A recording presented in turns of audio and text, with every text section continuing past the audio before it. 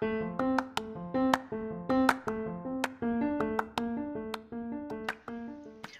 to the Fearfully and Wonderfully Me podcast, a podcast designed to help you increase your influence, develop your leadership, and maximize your results.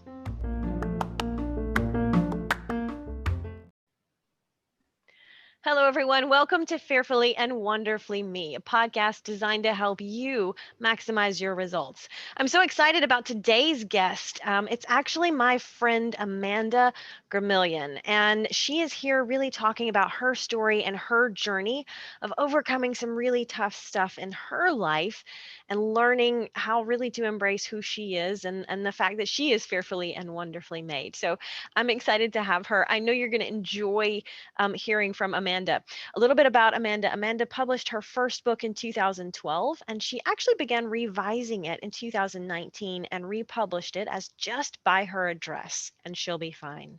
The story chronicles her story and experience with severe postpartum OCD, anxiety, and depression. Amanda is a regular blog contributor, writing mostly about parenting and mental health, and she's a regular contributor to Mighty, a mental health website that has millions of followers. She also has blogs published on MSN, Yahoo, and Newsbreak, and she's a graduate of Auburn University and now lives in Calera with her husband, Jay, and their daughter, Aubrey, as well as their 2 dogs. And she's actually thinking of writing more books in the future. So, Amanda, welcome to the podcast. Hi, thank you so much. I'm excited to be on here.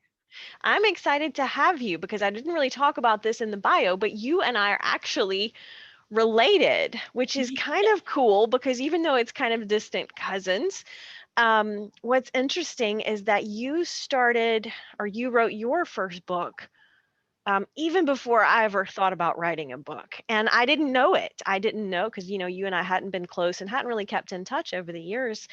And then I think it was probably after I left my career at the hospital and started, talking about leadership and writing books and things like that, that we reconnected on Facebook of all places. And you shared with me a little bit about your story. And so that's just kind of neat to me. It's kind of that connection that we, kind of lost touch over the years as people do, distant relatives, you kind of move on into your own life in your own space. And the other part of that is you went to Auburn, and I was living in Auburn, and all that time we had no idea. So, pretty cool stuff to begin with. So, tell me, first of all, tell me about your book because I read it. It's been quite a few years ago, but I know you republished it. So, tell me about that experience and the reason behind it, a little bit about your journey there. Okay.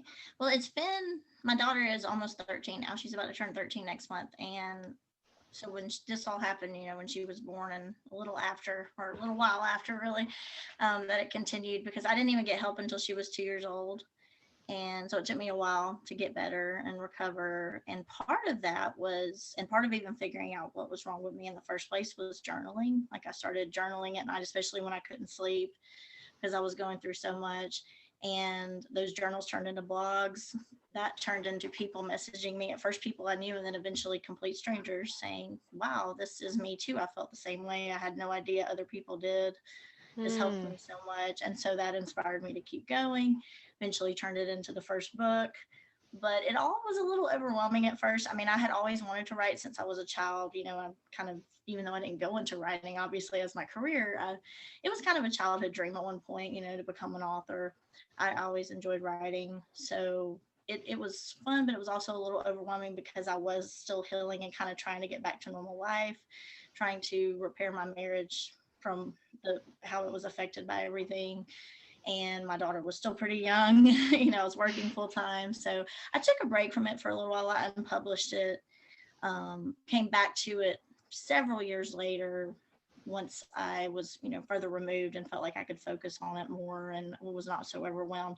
And my daughter, when she was older, and one of my friends actually encouraged me a lot when they found out that I had read the book. Why is this not published anymore?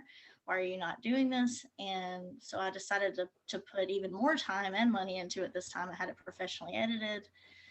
That was something my husband encouraged me to do. He's like, if you're going to do it all the way, just, Mm. put everything into it. And so he actually encouraged me to do that. And I'm glad. And I also paid someone to record an audio version of it, tried to get as many versions of it out there as I could this time.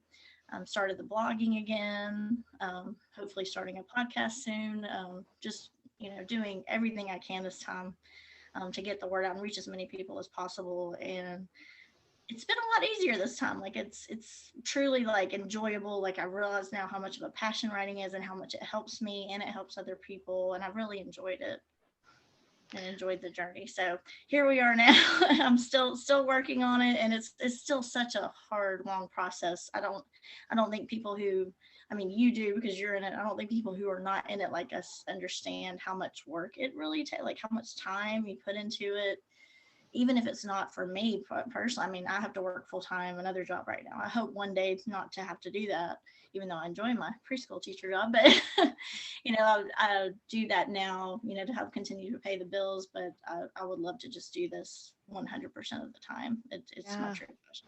It's incredibly rewarding, and I know your story is inspiring. And personally, it's not one that I've experienced, but I know that there are many women who go through postpartum depression, and it's interesting because I talk about, life doesn't really come with a manual, right? There's no book that says this is going to happen or this way or this is what you do when it happens. And a lot of times, as when you're going through that season of, maybe it's depression, or maybe it's suffering trauma or anxiety, or overcoming something like that, but whatever it is, it's almost like that mental fog. And so you're not in a great place emotionally to begin with. But not only that, is you're not really equipped with how to help get yourself out of it, unless you've been, really really proactive from the beginning of developing yourself and growing yourself. And that doesn't come naturally to us all. And so I know,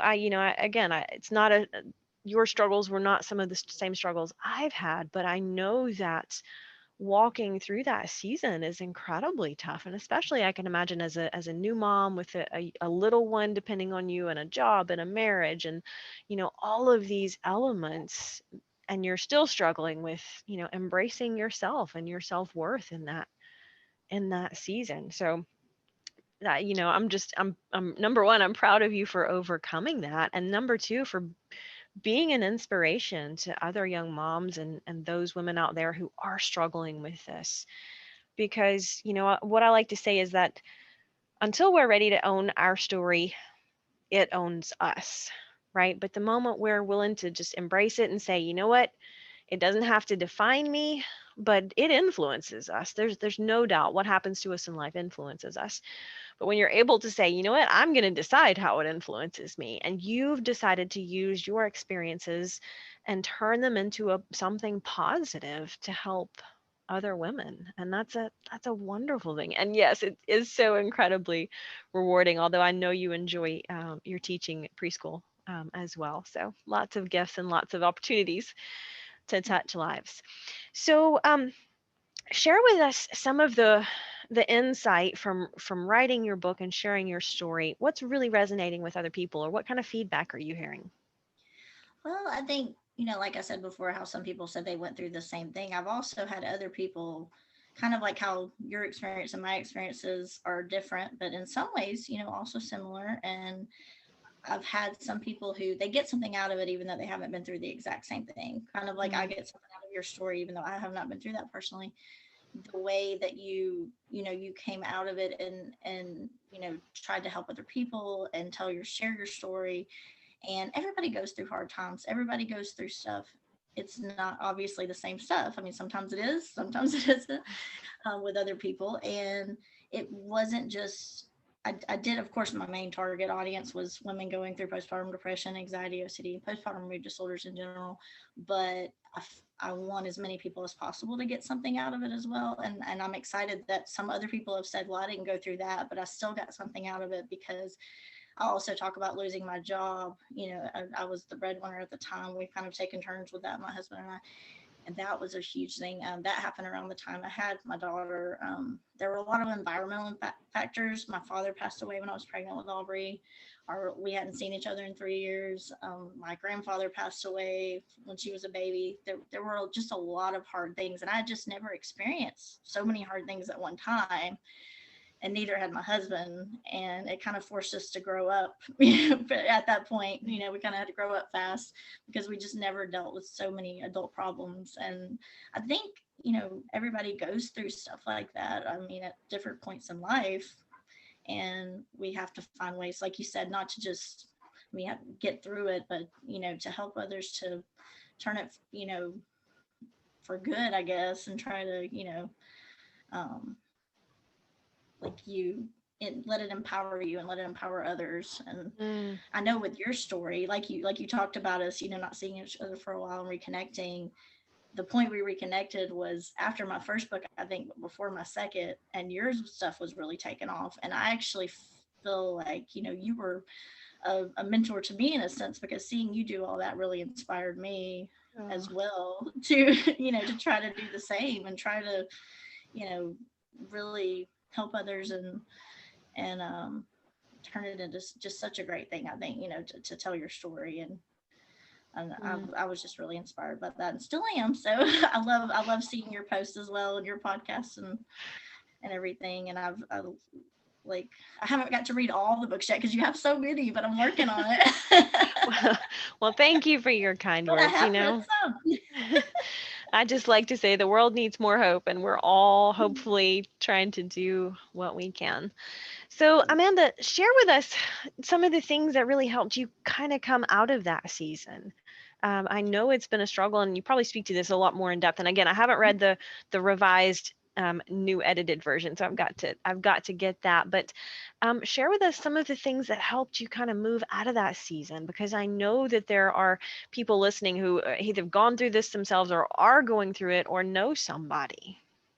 And that is, it's always funny when people ask that. It's like I feel like when they're in the moment, they're still experiencing it just like I Mm, did at the time. They want this quick, easy answer, like it's something's gonna fix it right now because you're so desperate for it. But I always try to tell them, unfortunately, that's not how it works. We know that deep down with everything, but or with most things, that are that hard. But I think you can get some relief pretty quickly, of course, but I think you're going to have some ups and downs for a while before you really get to where you want to be, and to not let that discourage you, because a lot of times people will start to feel better, then they kind of feel they go backwards and they're like, oh no. So I try to warn them, about that. So it was a process, but there were a lot of things. I will say the first thing was just even admitting there was, or realizing myself that there was something wrong and admitting it, and other people around me realizing that and just being okay with it and talking about it, openly. That really helped a lot. Of course, that's why the writing helps me, and the sharing it with others. But I did also go to the doctor. I got on medication, did a lot of things I was uncomfortable with for the first time, in my life. I'd never been on any sort of medication for my OCD and anxiety. So I finally got help for that. I also went to therapy for a short time. I wish I had done that longer, but I will say I think a lot of people wish they could afford more therapy, but it's very expensive. So that's a little challenging. But if you can do that, I think there's, now more so than 10 years ago, there's more options too, especially online, and um, to do that maybe, or just to find other options that are as close to that as possible. I was part of a support group online through Facebook that helped me a lot. And I think there's a ton of those out there that are really helpful, just talking to other people that are going through the same, knowing you're not alone. I know there's one right now that I'm in to help other people that are going through it now, since I'm so far removed from it, and it's Postpartum Support International, and they have over 15,000 members and growing on Facebook. So wow, that's if you're looking wonderful. for one, there's so many out there. So find the one that you can try a few until you find the one that's right for you. But they are confidential, and those really help me a lot. But I think some of the other things, I mean, there's just a ton of things you can try, but I think it's different for everyone. What some things help more, people more than others. Medication does work great for some, not for others. Even the ones that does work for, it's different medications, different dosages. I go to my doctor at least once a year to make sure that none of that needs to be changed. And so I encourage people not to give up on that. If you're having any luck with that, or any luck with anything you have luck with, I think you should keep trying. Just Mm, don't give up on it. Even things like, at the time, I found my husband and I both, especially when we started working on our marriage, we found a very supportive Sunday school class that helped us a lot. Exercise, trying to get enough sleep, take better care of myself. Mm. Just, and those are big, and those are hard when you're a new mom. It's like, not that you don't want to do those things, but it gets away from you, and it takes a lot of effort when you're already exhausted to try to get in the habits to do that and to get the help. I tell people, accept help, ask for help. That it was so hard for me, and say no sometimes if you can't do something. That's another thing. Set boundaries. You got to learn to say no and take care of yourself so that you can take care of your children. And that the whole put your oxygen mask on first. Lesson Yes. there. I've learned that the hard way, so I try to tell people that a lot.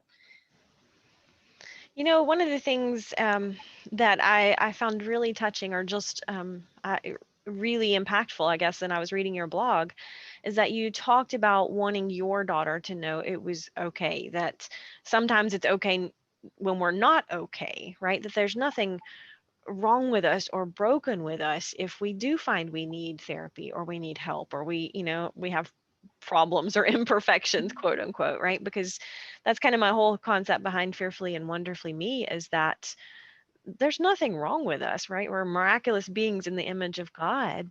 Not that we're perfect, because we are human and we make mistakes and have problems and things, but I love Michael Josephson's quote in saying, you don't have to be sick to get better, right? It's not because there's something wrong with us. It's just that we don't have to be sick to grow and to improve.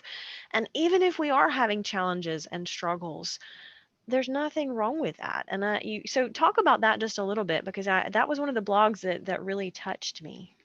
Oh, yes, I would love to. I love that you said that. I brought that up because I think of it like physical health in the sense of we work out and we do things to prevent physical sickness. So we should do the same with mental health, I think.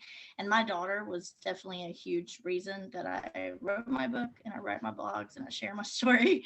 And I'm glad that now that she's older that, she's a fan and she loves that. And she's my biggest fan. I feel like she's very proud of me and I hope that continues, but we're very close. But she knows that part of the reason I did that is in case she ever goes through the same thing. I mean, even if she doesn't go through postpartum depression, which I hope she doesn't, or now if she does, hopefully we'll be better prepared. I mean, my family and I knew nothing, obviously. I feel like, or Mm, very little about it. I shouldn't say nothing, but very little we now see, and we've learned so much from it, just about that, but also about mental health in general, and how maybe the previous generations have not handled it as we wish we'd had, or so we've learned from it. We're trying to do better with the next generation, and I feel like she already reflects a difference in me at that age and others in the family at that age, and recognizing, like you said, that mental health is important. Some of her friends, they even take mental health days, like on there, have a mental health weekend where they're just gonna have some time for themselves. And I'm like, oh my goodness, y'all are like far ahead of us in some ways already. It's crazy, but they're so young and just so smart. But mm. I just think that's great, and I really want her to feel like you know she doesn't have to wait until it's that bad to do something. Be proactive and treat your mental health the same way that you do your physical health. Yeah, yeah, I love that concept, because it's so important, and yet one affects the other too. Like you talked about, getting enough sleep and taking care of yourself and exercising, like that helps us mentally. And so it's Mhm. kind of just that interlocked concept of, one area of life affects the others, and so we have to make sure we're taking care of the important things in all areas. So, how did you come up with the title? Well, that was actually from, and I don't think I wrote about that in the first book, but I did in the second. The revised version has this in here, I believe, but in one of my blogs as well, maybe. But it actually comes from someone making the comment that when someone had a baby, they bought them a dress so they would not get postpartum depression. So Hmm. that is the name of one of my chapters. Just buy her a dress and she'll be fine. Kind of the joke that my book does have a little humor in it to kind of, especially the newer version, I feel like has even more, just to kind of help you deal with such a hard subject. It's so hard to talk about if you don't, I feel like if you throw a little humor in there, and people like that it's less clinical, it's more a personal experience and a personal story with a, some funny parts in there. And so I like, so that, that line right there, even the title itself is kind of a joke, like, just buy her dress and she'll be fine. No, she won't. She won't be fine if you just buy her dress. If only it were that simple. I mean, you can still buy me a dress, I'll take it. But There's more to it than it's a that. little bit deeper. I mean, the person had good intentions, but and just, I think, to show how misunderstood postpartum mood disorders are, and not only that, just the whole experience of a woman having a child, and how, especially just in society in general, especially in the United States and where I live, just how women are treated. And I didn't realize until I had one myself, and some issues with that and things we need to work on, to improve that. A lot of Mm, that's in that chapter and in the book and in my blogs. yeah. Yeah, and you blog pretty, I mean, you've got quite a lot of blogs out there and kind of a diverse areas there. So I was encouraged just the number of blogs and the amount of blogging that you're doing. You are really putting just so much content out there for people and resources to be able to grab onto. So that's awesome. Thank you. S- So, if people want to find the book, where can they find you or find out more about the book or give us all of that information too? The best single place to go is my website. It's www.justbuyheraddress.com. And if you go to the site, you will see the about section about justbuyheraddress.com, or anywhere on the site, really. If you scroll down to the bottom, there will be links to my Facebook, to my Twitter, to my Amazon, where you can buy most versions of the book. The hard Mhm. book is not available on there yet, but it will be soon. In the meantime, there's a link to another site you can get it through, which is lulu.com. And because I have a Kindle version, audio version, paperback, hardback, and trying to think if there's any other links. I think there's like a link to my um, Google Read and some guest blogs I've done and things like that as well. But all of the main, social media and where you can buy the book and everything is on there. My blogs are on there by category, and I'm adding to that constantly. Like you said, I didn't even plan on writing on so many subjects. It just kind of comes up, and like you said, like we were talking about earlier with physical and mental health, so many things seem to kind of cross over with mental health and parenting and the postpartum stuff. It just seems to cross over, and I'll kind of just like keep adding more categories, I feel like, every day. Yeah, yeah, it's awesome. If you could give one piece of advice to the expectant mom to kind of be prepared for the possibilities, I guess, or maybe armor herself against, some things that might come in order to maybe minimize them, what would that be? I would say, it's really hard to say, just, a little bit, obviously, but I would say the most important thing, just to talk to your doctor and your family and research about postpartum experiences, postpartum mood disorders, even if hopefully you won't get one. But they say it happens. I mean, the statistics are still all over the place, but they say, and of course now with COVID it's probably even higher, but Mm, even before COVID they were saying possibly up to 20% of women, but at least 80% they estimate experience at least the baby blues, which is mm, a lot. It goes away quicker, and a lot of times you don't need help and you're fine, but it's still a rough little patch to start out as a new mom. And the fact that almost every mom feels at least a little bit of depression, and most people don't realize this. When you have a baby, you expect to be happy and joyful, and it's the most wonderful time of your life. And for me, it was, but it also comes with some tough things. And I think it does help if you're more aware ahead of time. You can't obviously be prepared for everything, but you can try and be, as prepared as possible. And I do not remember hearing anything about that at the doctor beforehand, or even after. You have your 1 6 month checkup, the baby gets checked on constantly after. You're checked on constantly during pregnancy, but afterwards, you're not. And you have to speak up, you have to advocate for yourself. And if you have to, think of it as advocating for your child as well, because they need a healthy mom. They need you to be mentally and physically the best you can to take care of them. So it's not selfish. Yeah, absolutely. Self-care is never selfish because, like you say, it allows us to pour back into and give to others, and we can't pour from the empty cup. So I love that concept. It's interesting. I've never really thought about that, but you're right. I mean, they're well baby checkups and they're 6-month checkups and 1 year and but yeah, it seems like that it is necessary to advocate for yourself because it's kind of a missing loop almost or Mhm. missing piece that doesn't get circled back around. So I'm glad you said that because that's important to think about. Well, Amanda, we could chat all day, and Oh yes. thank you so much for just sharing kind of your wisdom and insights and about your book and your journey because I know it's vulnerable. I know it is some of the tough stuff to talk about and to share, and no one likes to revisit those times in life when we were down or depressed or having anxiety. But I know that you are adding value to people with your message, and so I'm excited to see what the next chapter for you holds in store.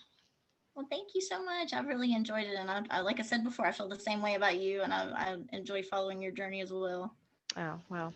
All right. So just buyheraddress.com. And the book is also available on Amazon and Kindle and all kind of good stuff. So I'll post the link in the show notes and also your website so people can reach out to you and get in touch with you. So thank you so much. Well, thank you for having me. Bye bye. Bye bye. Start increasing your influence and maximizing your potential with Ria's audiobooks. Available at audible.com, amazon.com, and iBooks. Please visit riastory.com to learn about Ria's books, resources, speaking, and training programs. Thanks for listening.